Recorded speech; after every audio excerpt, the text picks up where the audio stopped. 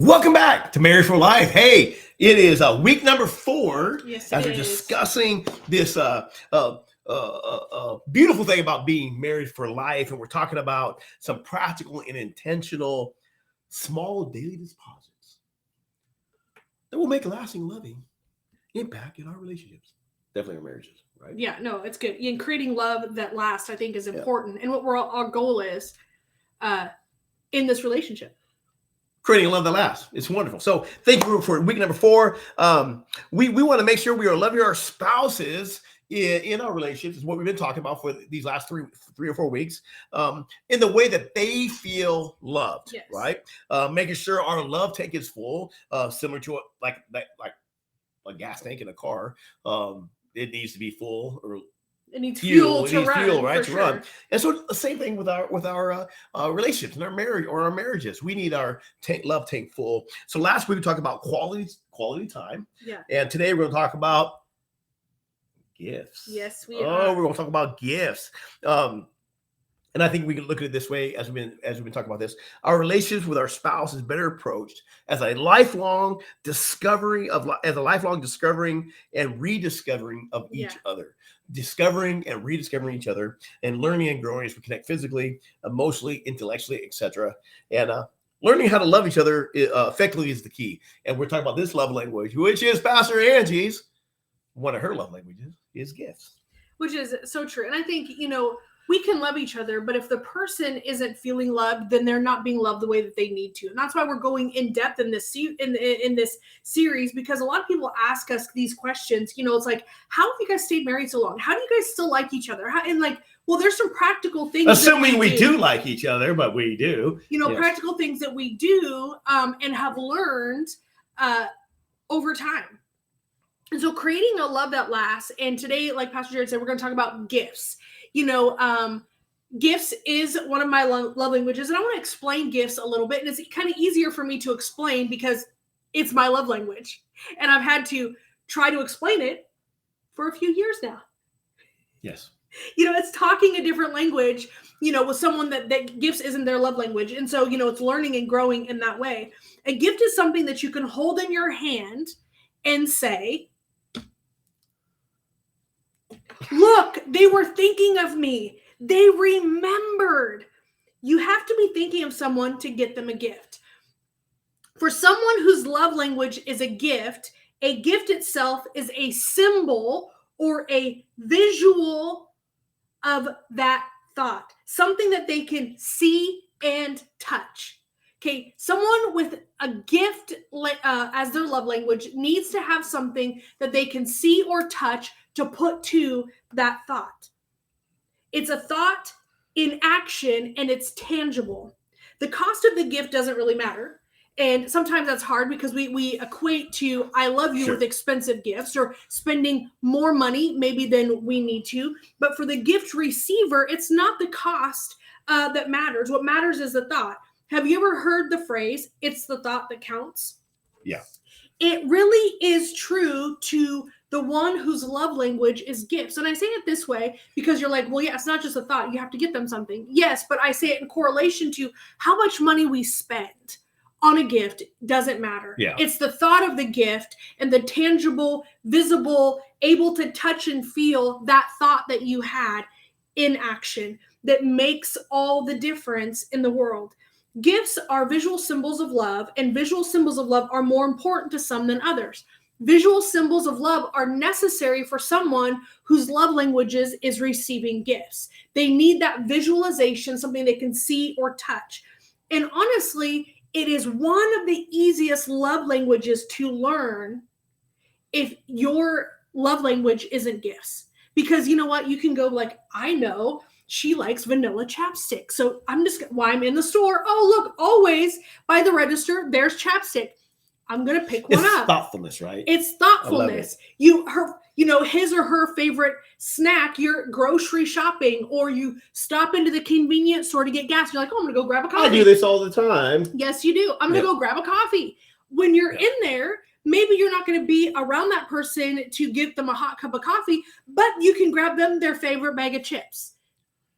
$1, it's $1. It sounds silly. And it sounds too good to be true, to be honest. Yeah. But the reality is, it's a visual and tangible thing they can put to a thought, and it's really easy to learn. You know, like Pastor Angie already said, putting all this stuff into practice, she just shared everything. I did not, but it's good to hear from a different perspective. Yeah, it's great.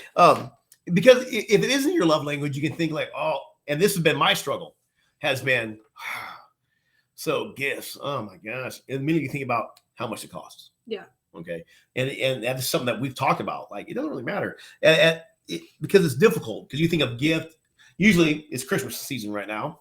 And it's like, okay, so a gift has to be, expensive, or it has to be like value more than you have to get it from Nordstrom. It can be, or whatever. Yeah. It can be but see, I think what Pastor Angie just shared is like, it can just be everyday thoughtful things. Yes. She shared. A good one. The chapstick.